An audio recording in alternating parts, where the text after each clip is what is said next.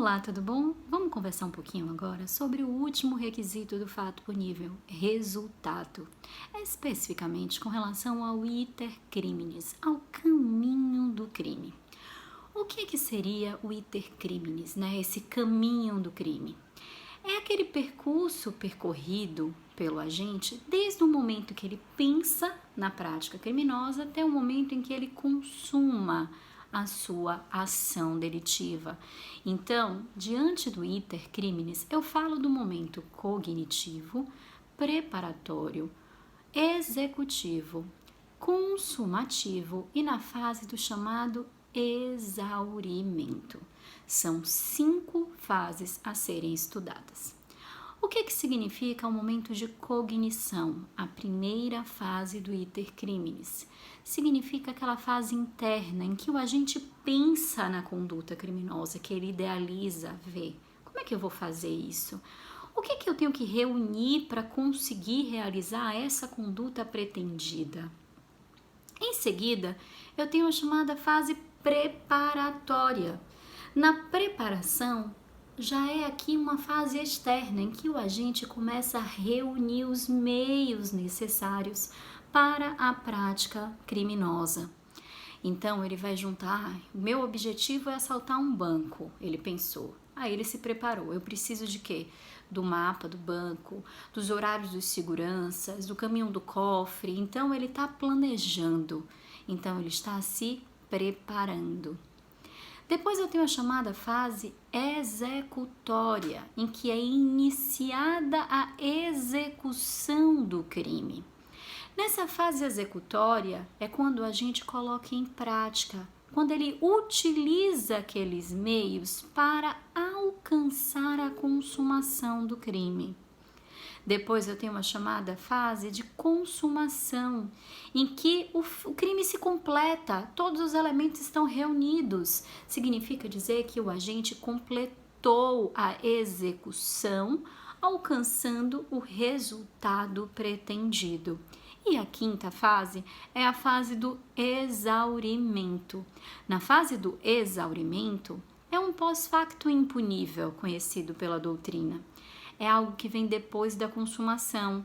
O crime já está consumado, é um plus, um algo mais que chega depois aí, que vem trazer algum benefício a mais para o agente.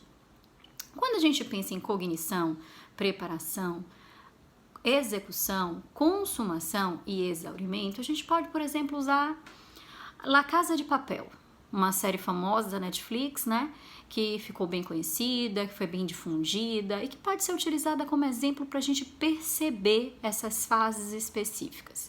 Eu tenho um momento da cognição em que o professor pensou, eu quero assaltar a Casa da Moeda, né? Então ele pensou, o que eu preciso fazer para assaltar a Casa da Moeda? Eu preciso reunir criminosos que tenham especialidade em abrir túnel, que tenha habilidade com relação à internet, a mecanismos, né? Cybercrimes. Eu preciso reunir aqui alguém que seja corajoso, que enfrente, que abra caminhos. Então eu preciso dessas pessoas, eu preciso do mapa da Casa da Moeda, eu preciso saber como é que é a estrutura de visitação da Casa da Moeda, quem são os diretores da Casa da Moeda, então eu preciso me estruturar. Então ele pensou, eu tenho um momento de cognição. Depois eu tenho um momento de preparação. Lá no momento de preparação, ele aluga um imóvel, reúne as pessoas e coloca todo mundo lá para ter aula. O que é que vocês precisam saber para assaltar a Casa da Moeda? Né? Diante dessa e daquela situação que pode vir a acontecer, como é que vocês devem reagir? Vamos aqui fazer a encomenda das armas, vamos fazer aqui o estudo da planta da Casa da Moeda. Então eu tenho um momento de preparação.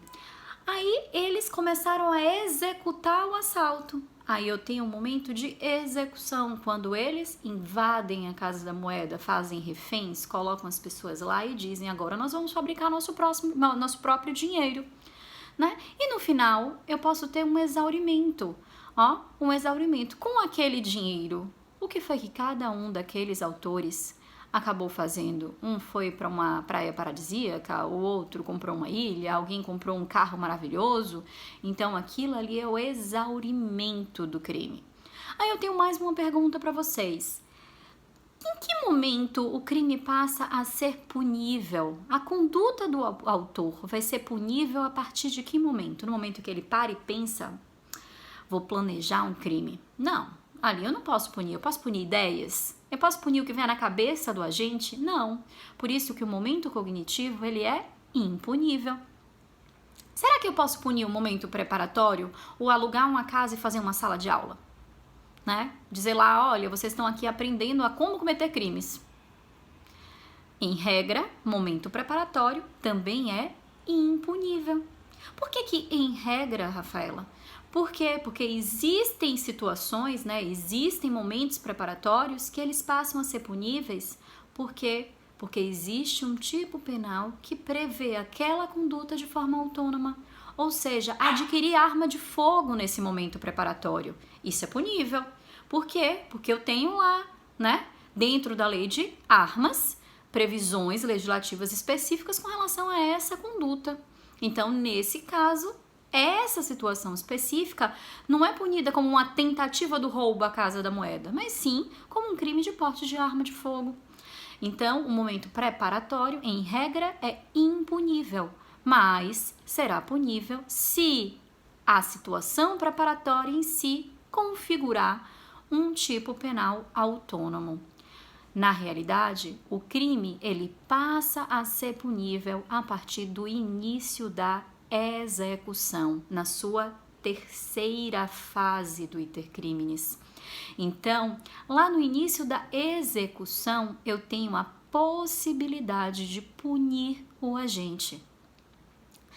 Se a execução ela é iniciada e não chega à quarta fase, ao momento consumativo, eu estou punindo a tentativa, ou uma desistência voluntária, ou um arrependimento eficaz, a depender da situação específica. A gente vai conversar sobre isso no próximo vídeo, né? Mas, se o crime chega a completar a terceira fase e alcançar a quarta fase, a fase da consumação, significa dizer que eu vou considerar aquele crime como um crime consumado e eu vou punir aquele tipo penal, né, aquele sujeito por aquele tipo penal na sua forma consumada. E o exaurimento? O exaurimento, como eu já disse para vocês, é um pós-factum impunível. O agente, após consumar o seu crime, ele não responde pelo exaurimento. Pode ser que em algumas situações específicas, o exaurimento de um crime indique a prática de outro crime por outro sujeito. Nesse caso, é o outro sujeito que vai responder pelo outro crime, né? Por exemplo, eu poderia ter uma situação aqui de um furto que depois a res furtiva, o objeto furtado, ele foi passado para terceiro que adquiriu, né? Aquele objeto furtado. O agente que furtou, ele só responde pelo furto consumado.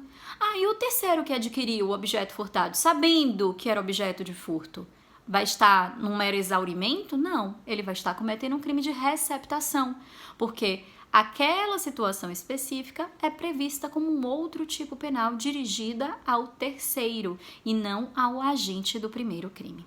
Espero que tenham entendido. Um abraço.